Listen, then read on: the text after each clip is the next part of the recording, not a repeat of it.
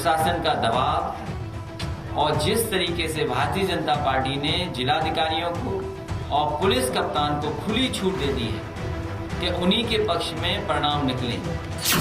कि समाजवादी पार्टी और श्री अखिलेश यादव की सियानी बिल्ली खंभा नीचे वाली हालात है। यही तो होता था 17 के पहले, कहीं चाचा, कहीं भतीजा, कहीं मामा, कहीं नाना, कहीं और भी तमाम रिश्ते आ जाते थे। इंशाअल्लाह दोबारा योगी को उत्तर प्रदेश का मुख्यमंत्री नहीं बनने देंगे, नहीं बनने देंगे। इसलिए बीएसपी ने इस समय प्रदेश में हो रहे जिला पंचायत अध्यक्ष के चुनाव को नहीं लड़ने का फैसला लिया है। नमस्कार, मैं हूं पंकज झा। पंकज का पंच में आज बात यूपी के चुनाव की। संसद से लेकर सड़क तक लोकतंत्र का विस्तार जिला पंचायत की मुख्तारी से होकर गुजरता है। महात्मा गांधी ने कहा भी था कि असली लोकतंत्र तो पंचायती राज व्यवस्था में। देश के सबसे बड़े सूबे यानी उत्तर प्रदेश में वही असली लोकतंत्र अब विधानसभा चुनाव का सेमीफाइनल बना हुआ है। इसका मतलब ये हुआ कि जिला पंचायतों में जिसके जितने ज्यादा चौधरी होंगे उसके लिए लखनऊ वाली सत्ता उतनी ही आसान हो जाएगी।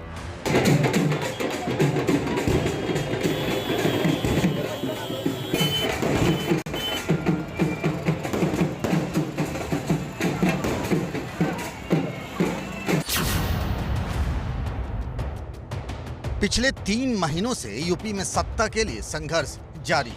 हर गांव, गली और मोहल्ले में बस पंचायत चुनाव की चर्चा है।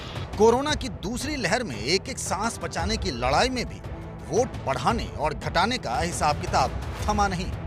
जिला पंचायत अध्यक्ष की एक एक सीट के लिए करो या मरो जैसी नौबत रही। आप सोचेंगे ऐसा क्यों? यही तो आखिरी मौका है विधानसभा चुनाव से पहले दम दिखाने का, विरोधियों को बताने का।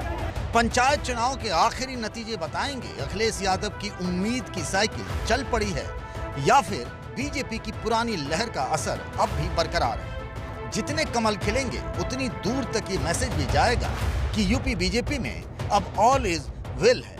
सीएम योगी आदित्यनाथ और डिप्टी सीएम केशव प्रसाद मौर्य के बीच की दीवार खत्म हो चुकी है।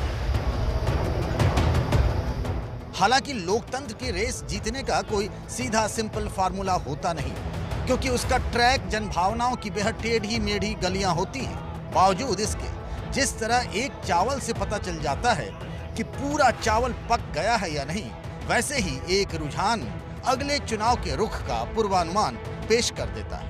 यही वजह है कि आज यूपी में जिला पंचायतों के अध्यक्ष के लिए क्या बीजेपी, क्या समाजवादी पार्टी, दोनों ने पूरी ताकत झोंक दी, जबकि मायावती तो बीच में ही मैदान छोड़कर चली गई।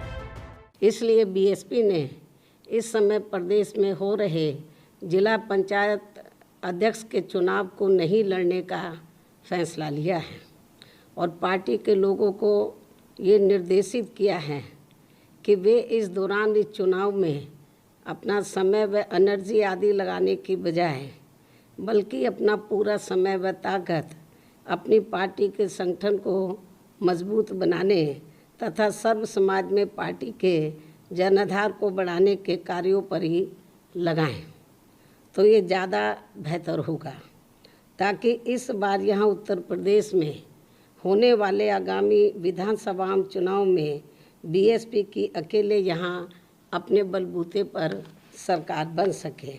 और हमें इस बात की भी जानकारी है कि जब बीएसपी की यहाँ सरकार बन जाएगी तो तब प्रदेश के अधिकांश जिला पंचायत अध्यक्ष खुद ही बीएसपी में शामिल हो जाएंगे, क्योंकि ये लोग सत्ता के बिना कतई भी नहीं चल सकते हैं। 2 मई को जब पंचायत चुनाव के नतीजे आए थे तो लोगों ने बीजेपी की तुलना में समाजवादी पार्टी को ज्यादा पसंद किया। इससे अखिलेश का उत्साह बढ़ा कि बस हल्की सी पैडल चलानी है, उनकी साइकिल अगले साल विधानसभा में शानदार जीत के साथ पहुंच जाएगी। बीजेपी वोटों की बैटिंग में हार गई तो जोड़ तोड़ और साम दाम दंड भेद की खतरनाक गुगली फेंकने लगी। इसका फायदा ये हुआ कि 21 जिला पंचायत तो निर्विरोध उसकी झोली में गिर गई। मतलब चुनाव की नौबत ही नहीं आई। पीएम मोदी के संसदीय क्षेत्र वाराणसी, मेरठ, गाजियाबाद, गौतम बुद्ध नगर, आगरा, ललितपुर, झांसी, श्रावस्ती, बलरामपुर, गोंडा, मऊ, पीलीभीत, शाहजहांपुर, सहारनपुर, बहराइच, बुलंदशहर, अमरोहा, मुरादाबाद, बांदा, चित्रकूट और गोरखपुर में बीजेपी का झंडा फहराया। वहीं अखिलेश यादव के गृह जिले इटावा में समाजवादी पार्टी से मुकाबले को कोई तैयार ही नहीं हुआ। उन दिनों केंद्र में अटल बिहारी वाजपेयी की 13 दिनों वाली सरकार थी। तब पूर्व प्रधानमंत्री चंद्रशेखर ने लोकसभा में बहस के दौरान वाजपेयी को सलाह दी कि सत्ता पाना बड़ी बात है, लेकिन उससे भी बड़ी बात है कि अगर सिद्धांतों से समझौता करना पड़े तो सत्ता त्याग देनी चाहिए। और तब वाजपेयी ने कहा था कि जोड़ तोड़ की राजनीति से मिली सत्ता को वो चिमटे से भी छूना पसंद नहीं करेंगे। लेकिन इत्तेफाक देखिए, कैसा संयोग है कि यूपी में एक तरफ वाजपेयी की हिंदुत्ववादी विरासत वाली बीजेपी है, तो दूसरी तरफ चंद्रशेखर की समाजवादी विचारधारा की पतली धारा वाली समाजवादी पार्टी है। और दोनों ही पार्टियों ने जीत के लिए सब कुछ दांव पर लगा दिया है। शायद ये दोनों इस कहावत में यकीन करते हैं कि जो जीता वही सिकंदर। तो यूपी का सिकंदर निकली बीजेपी, मुकद्दर वाला सिकंदर नहीं। यूपी विजय के लिए तो बीजेपी ने वो सब कुछ किया जो जरूरी था, और वो भी किया जिस पर विपक्ष छाती कूट हाहाकार करती रहेगी। और जो चुनाव हो रहे बोर्ड के गठन के लिए इतना पैसा, प्रशासन का दबाव, और जिस तरीके से भारतीय जनता पार्टी ने जिलाधिकारियों को और पुलिस कप्तान को खुली छूट दे दी है कि उन्हीं के पक्ष में परिणाम निकलें, ऐसा उत्तर प्रदेश में कभी नहीं देखा गया। श्री अखिलेश यादव जी लंबी लंबी हाँकते हैं, और जब चुनाव में पीछे चले जाते हैं तो या तो चुप हो जाते हैं, जब चुनाव में हारने लगते हैं तो इस प्रकार के आरोप लगाने की कोशिश करते हैं। अगर ऐसा होता तो केवल 20 जिलों में, 21 जिलों में ही क्यों, तब तो सभी 75 जिलों में हम अगर प्रशासन का दुरुपयोग करते तो सपा कैसे जीत जाती इटावा निर्विरोध। तो ये तो फर्जी आरोप हैं, इस आरोप में कोई दम नहीं है। आज जहां जहां चुनाव हुए खूब हंगामा हुआ, कहीं लाठियां चली तो कहीं पत्थर। पूरब से लेकर पश्चिमी यूपी तक बीजेपी और समाजवादी पार्टी के कार्यकर्ताओं में खूब झड़पें हुई। 2022 के चुनाव से पहले पंचायत चुनाव को दोनों ही पार्टियों ने सेमीफाइनल की तरह लड़ा। आप इसे इन आंकड़ों से भी समझ सकते हैं। 2019 के लोकसभा चुनाव में वोटर थे 14 करोड़ 16 लाख। पंचायत चुनाव में वोटर रहे 12 करोड़ 27 लाख। पंचायत चुनाव में कुल वोटरों के 84% वोटर होते हैं। यूपी में विधानसभा की कुल सीटें हैं 403। जहां पंचायत चुनाव हुए वो सीटें हैं विधानसभा की 338। पंचायत चुनाव में लोकसभा से थोड़े से ही कम वोटर होते हैं। इस बार कुल वोटर रहे 12 करोड़ 27 लाख। यूपी में 16 बड़े शहरों में मेयर हैं। जहां पंचायत के चुनाव नहीं होते हैं, इन्हें छोड़कर राज्य के जिन इलाकों में पंचायत चुनाव हुए वो उनमें विधानसभा की 338 सीटें होती हैं। ये बताने का मतलब है कि पंचायत चुनाव में लोगों की हिस्सेदारी करीब करीब विधानसभा चुनाव जैसी ही होती है। आज 53 जिलों में पंचायत अध्यक्षों के चुनाव हुए। फाइनल नतीजों में बीजेपी ने लंबी लकीर खींच दी है।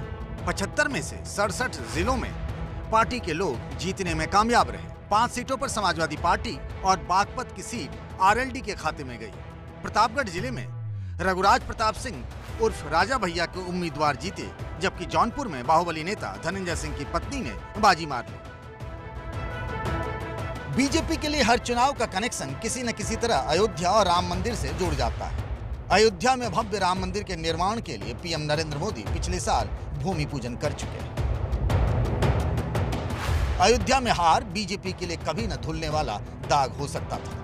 विपक्ष को मौका मिल जाता ये कहने का कि राम की राजनीति करने वाले अयोध्या में ही ढेर हो गए। पंचायत सदस्यों के चुनाव के नतीजे आए तो लगा कहीं ये सच न हो जाए। अयोध्या में 40 जिला पंचायत के सदस्य, 8 पर बीजेपी, 17 पर समाजवादी पार्टी, 4 पर बीएसपी और 11 पर निर्दलीय जीते। लेकिन जिला पंचायत अध्यक्ष के चुनाव में जीत गई बीजेपी। भगवान राम की जन्मभूमि अयोध्या में सरकारी जुगाड़ ने बीजेपी की लाज रखी।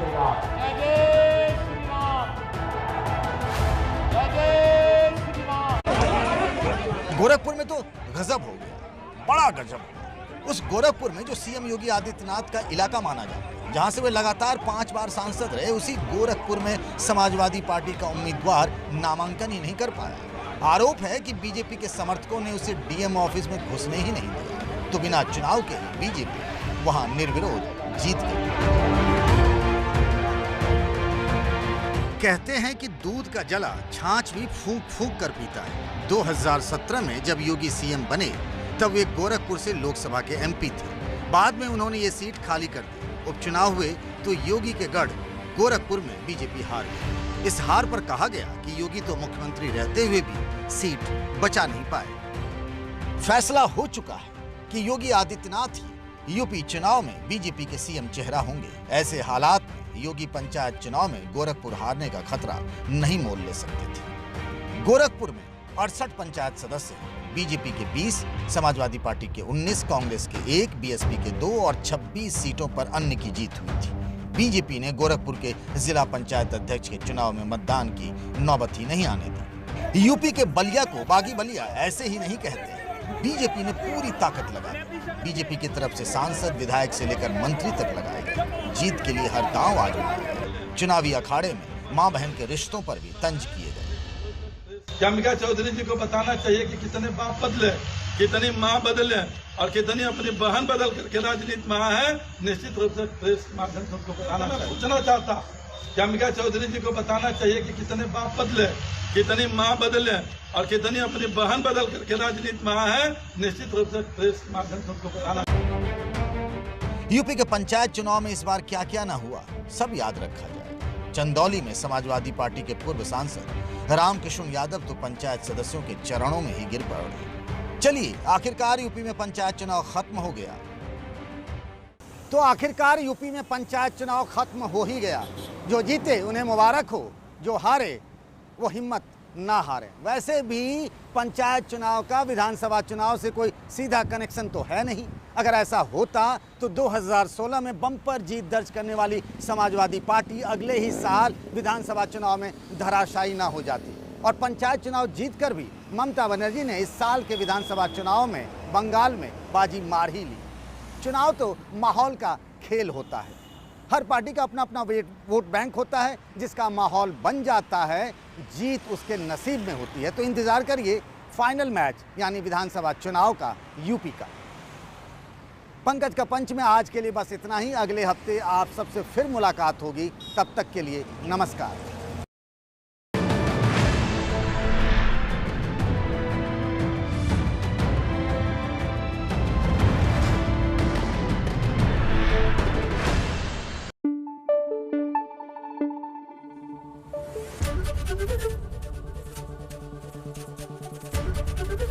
एबीपी न्यूज आपको रखे आगे।